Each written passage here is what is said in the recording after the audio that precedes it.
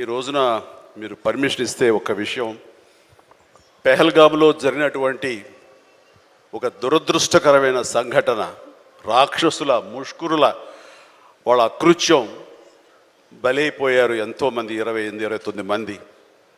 ఈ సందర్భంలో మన రాష్ట్రం నుంచి ఒక 2 యువకులు వాళ్ళకి బలైపోయారు. అండ్ ఇది చాలా దురదృష్టకరమైన సంఘటన.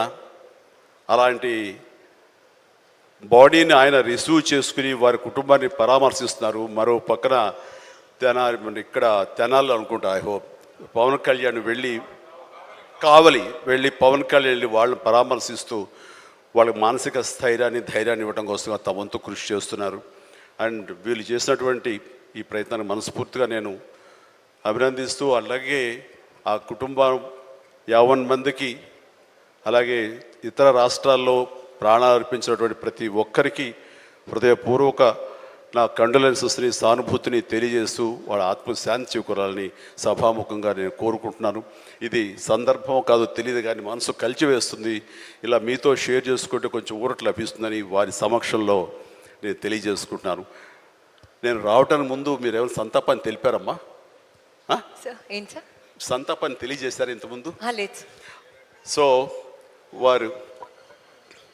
వారి సమక్షంలో ఒక 2 నిమిషాలు నిలబడి మనందరం మౌనం పాటించి వారికి మన నివాళులు అర్పిద్దాం.